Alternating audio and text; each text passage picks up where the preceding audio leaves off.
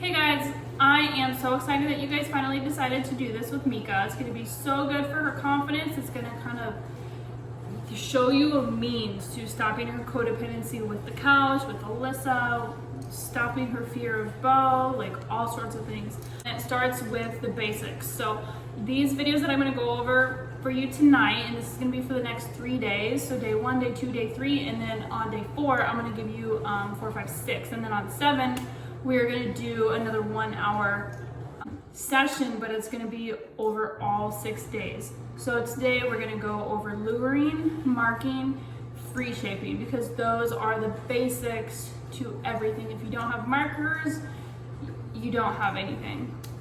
And if you want to do any kind of like flashy obedience, luring is the key to everything. So this is what I use for my dogs. This is my Malinois Kaza. They know the word yes. And you can see she broke position, which means you have your treat, and then I'm going to show you she knows what this is. So she's going to do this because she's trying to do whatever she can to get food. I click, and boom, she's like, I need that treat. Okay, so come here, lay down. All right, so let's go over markers. Now I kind of threw a lot at you guys the other day, and I'm just going to rehash that so you, especially Alyssa, can, rewind, push play, and all that, take notes, do whatever you gotta do. So markers are a way of screenshotting, I call it screenshotting, the behavior that you like of your dog. So it's feedback, it's communication to your dog. So there's negative markers, duration markers, and then positive markers, which a duration marker still is positive, but we'll get into that. So when I need to tell my dog that I like that they're doing something, or I dislike that they're doing something, I'm going to give them feedback. And the value that I give that word is going to carry on, and it's going to need to be consistent for my dog to understand what it means. Now my dog knows what this is, knows what the word yes means. She knows what NO means. They know that NO has been given value, that there's going to be a correction with that word. So let's say that I like her laying down right here. So I'm just going to say good, good. And she knows that good means stay there, do what you're doing, continue. And it means that what you're doing is probably going to lead to a reward, as in food or a toy.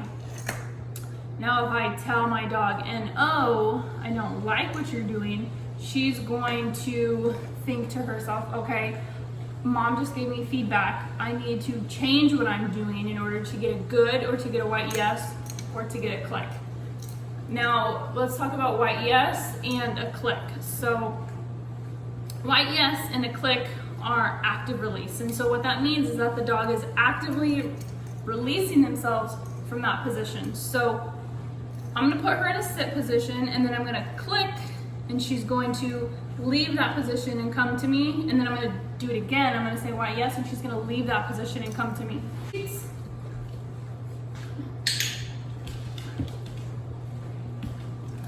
Good girl. Seats. Yes. Okay, let's talk really quick about body positioning when we're doing our active release.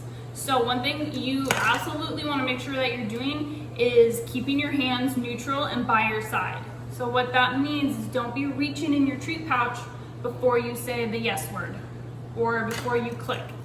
You need to keep your hands by your side, say the word, and then reach. It's very, very important because dogs are so visual and they read off of body language before words. That's why when I talked about how you need to stay off and then pull her off the couch, that way the word off has meaning. And when you say no, then you do a correction. Or when you click, then you reach for the treat. So I'm going to show you what to do, and then I'm going to show you what not to do. Okay, this is what to do.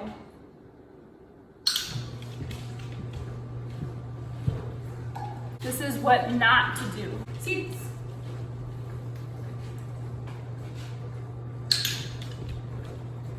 The reason you don't want to reach into your treat pouch before or during your active release word or sound, lay down, is because you're defeating the purpose of you even having a sound or a word. So if I am reaching the same time I'm doing this, or I'm reaching before I do this, my dog is blowing this off, like mentally not registering, mom just said yes or mom clicked. She's just looking at me reaching in my treat pouch and just waiting. So it's very, very important that you keep your hands by your side and then do this and then reach in. Very, very important.